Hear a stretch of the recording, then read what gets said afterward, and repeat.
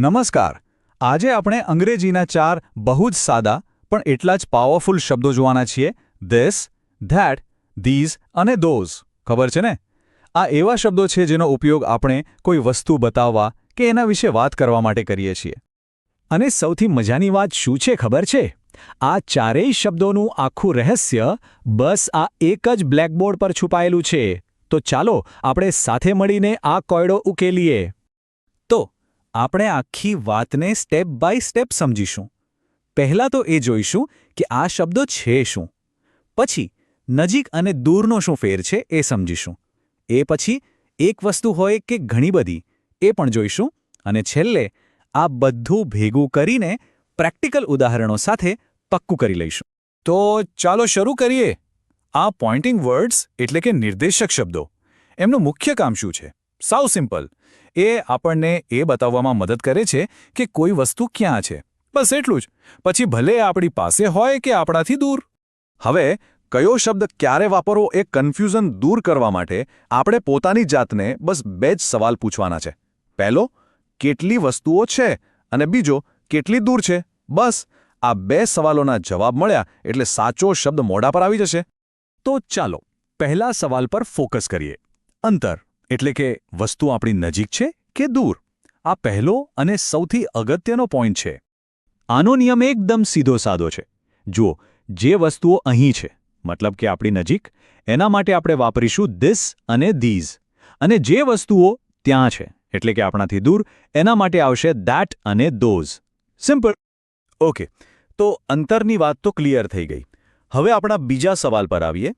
સંખ્યા એટલે કે આપણે એક જ વસ્તુની વાત કરી રહ્યા છીએ કે પછી એક કરતાં વધારે? અને અહીં પણ આ 4 શબ્દો 2 ટીમમાં વહેંચાઈ જાય છે.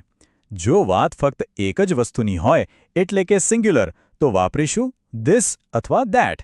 અને જો વાત એકથી વધુ વસ્તુઓની હોય એટલે કે પ્લુરલ, તો વાપરીશું ધીઝ અથવા ધોઝ.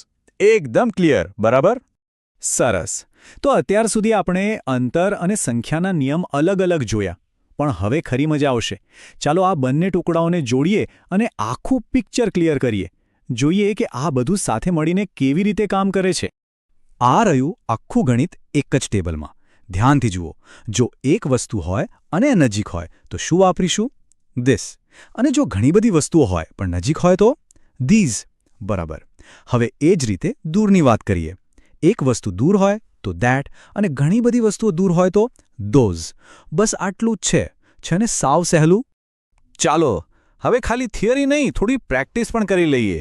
યાદ છે પેલું બ્લેકબોર્ડ? ચાલો પાછા એના પર જઈએ અને ત્યાં લખેલા ઉદાહરણો પર આ નિયમો લગાવીને જોઈએ. પેલું ઉદાહરણ છે ધીસ ઇઝ એન એપલ. અહીં ધીસ કેમ આવ્યું? કારણ કે સફરજન એક છે એટલે કે સિંગ્યુલર અને તે નજીક છે. એટલે જ ગુજરાતીમાં આપણે કહીએ છીએ આ એક સફરજન છે. હવે બીજું ઉદાહરણ જુઓ. That is a pen. અહીં ધેટનો ઉપયોગ થયો છે. કેમ?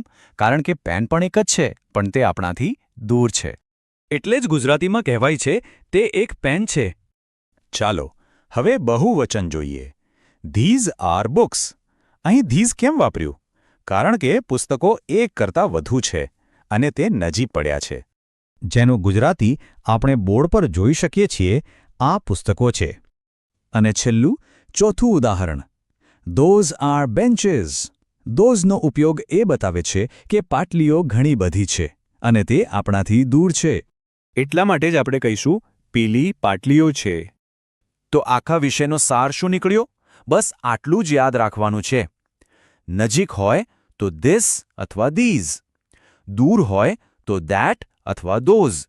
અને જો એક જ વસ્તુ હોય તો ધીસ અથવા ધેટ. અને એકથી વધુ હોય તો ધીઝ અથવા ધોઝ. આટલું યાદ રહે એટલે બસ કામ થઈ ગયું. આ બધું જોયા પછી એક મજાનો વિચાર આવે છે ને કે આપણી ભાષામાં અંતર જેવી બાબત માટે પણ કેટલી સરસ સિસ્ટમ ગોઠવાયેલી છે. તો વિચારો આવી બીજી કેટલી છુપાયેલી સિસ્ટમ્સ હશે જેનો આપણે રોજબરોજ ઉપયોગ કરીએ છીએ અને આપણને એની ખબર પણ નથી. જરા વિચારવા જેવી વાત છે.